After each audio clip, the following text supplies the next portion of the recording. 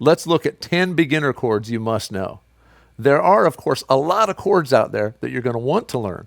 But if you start with these 10 simple chords, you'll be able to play literally thousands of songs. So let's jump in. Let's look at our E chord. Now, when someone asks you to play an E, they usually mean E major, right? Or if you see it notated just E, that's an E major chord, which is this first one we're going to do. The other option is E minor. Now, if they want you to play an E minor, they'll say minor, and if it's notated, it will either say E minor or E and then small m. But for now, we're going to start with our E major. And we're going to start with our first finger on the first, second, third string at the first fret. Now remember, we always want to play towards this part of the fret, right? So towards this direction, not down here. We want to play up here. That's going to give your notes the clearest sound. Make sure they don't buzz a lot. So that's our first finger goes there. Our second finger then reaches over to the fifth string on the second fret. And our third finger plays the fourth string on the second fret. Same thing, we want to move those up as close to right behind here as we can get. And for our E, our sixth string and our top two strings are open. So once you strum all 6 strings, there's your E chord.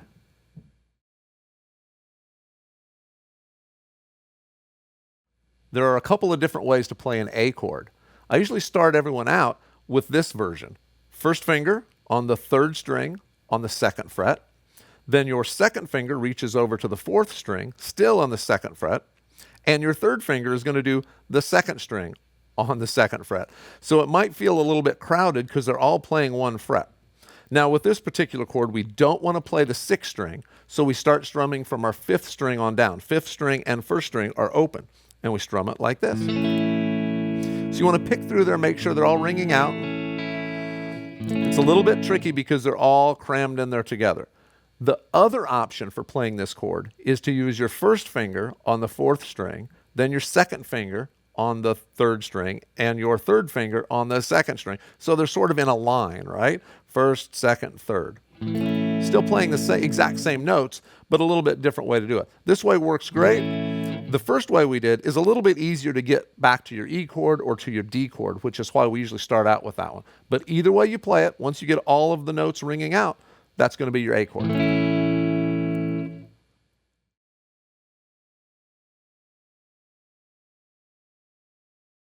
Let's look at the D chord.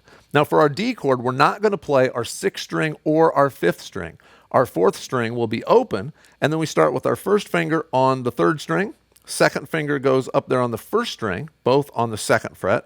And then our third finger is going to reach over here and get the second string on the third fret. So if you look at this, it's kind of like a little triangle shape there. So there, and there. And we play our fourth string open, and we strum down through all of those. And make sure you slide up as close to right behind the fret wire as you can. That's your D chord.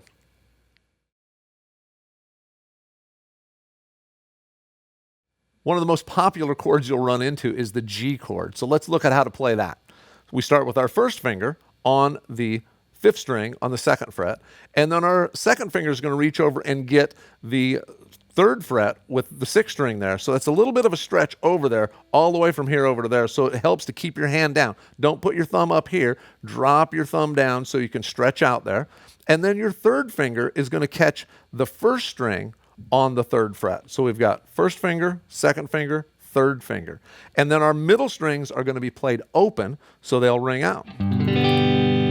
So if you have trouble getting that fourth string to ring out, sometimes it's because this first finger is leaning over on it, right? So you might have that leaning over. So get up on the tip of your finger. The more on the tips of your fingers you can play for all of these chords, the better off you're going to be. So play on the very tips of your fingers, right behind the fret wire. And your G chord should sound just like that.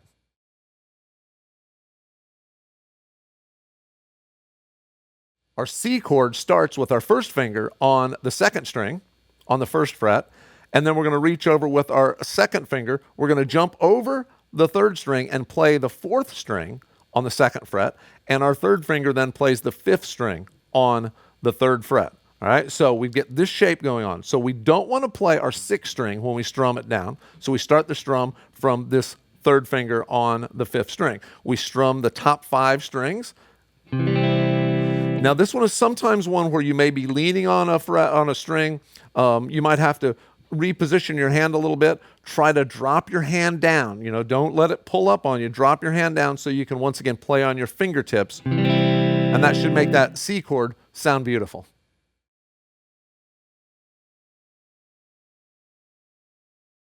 Now we're going to go to maybe one of the easiest chords there is to play, which is our E minor. We already learned the E major. This is the E minor. We're going to play this with our first finger on the 5th string, 2nd fret, and our second finger on the 4th string, 2nd fret. And that's all there is to it.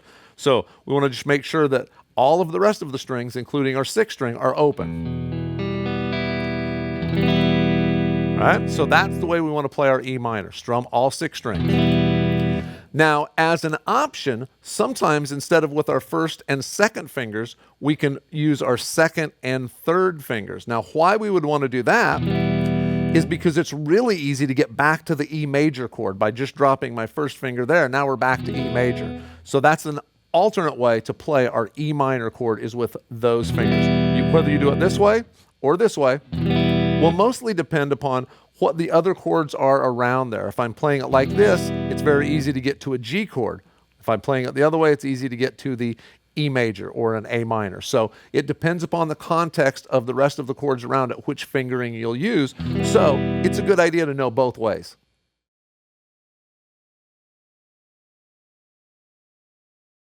Let's look at our A minor chord. Now you'll see a similarity here between this and the C chord that we played.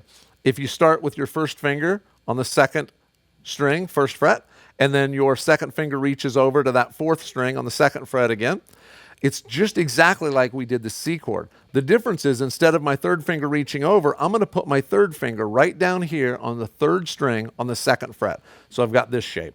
And I start strumming from the 5th string down. We don't play the 6th string on this chord. Strum it like this. That's our A minor. So you can see how easy of a transition it is to go from A minor to C by just lifting that 3rd finger up and putting it over there. And that's my C, right? So it's a cool progression to play, just A minor to C. And they sound really good together. But practice on getting your A minor down. There, there, there. They should sound just like that.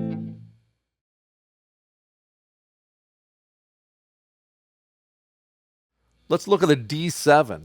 Now, when you see a D7 or another number behind a chord, a D9 or a D13, or various other things, you might see a D13 like with a flat 5 or a flat 9.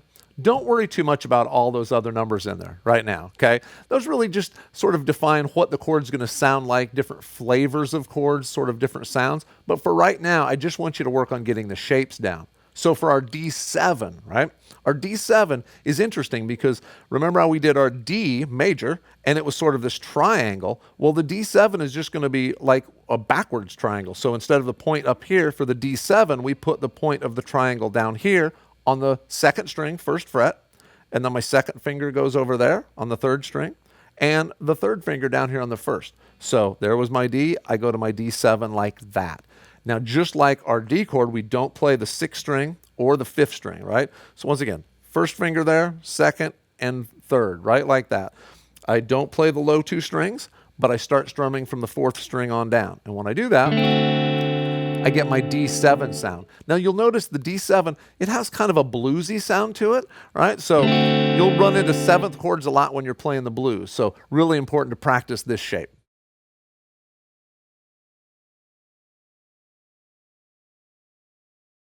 Our next chord is another 7th. It's A7. So A7 is pretty easy. We start with our 2nd finger on the 4th string over, holding that down on the 2nd fret. And then my 3rd finger is going to catch the 2nd string on the 2nd fret. So we've got a string between there, right? The 3rd string is open between there. That's the one we want to watch. Make sure we don't lean over on it and mute it. It has to ring out open. We don't strum the 6th string. We strum from the 5th string on down. And we get that. Now this chord is really good idea. It's a good idea to practice playing each note. So you make sure you don't get that note in there, right? Because that comes from your 2nd finger leaning over on that string. How do we fix that? Once again, get up on your fingertips. The more on the tips of your fingers you are, the better, and especially for this chord. So when you play through this, all 5 strings, you've got your A7 chord.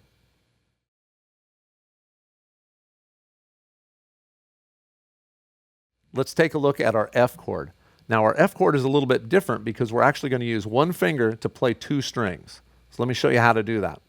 We're going to start with our first finger on the second string, first fret. But what we want to do is also play the first string, first fret. So we start on that second string and then sort of flatten your first finger down so you get both of those strings, first string and second string, underneath that finger. Sometimes it helps to pull your hand back a little bit. Sometimes it helps to roll your finger a little bit that way to create a little bit more of a clamp there. But once you have those down, then we want to put your second finger on the third string, second fret, and your third finger is going to go over to the fourth string on the third fret. Now for this chord, we don't want to play the sixth or the fifth string, so we start with our fourth string. So you really got to pick through this one individually and make sure you get those top two strings ringing out. If you have trouble with that, just take these fingers off and just try to get those strings to ring out. If you can get that going, then you can easily set those others down and you'll be able to play your F chord.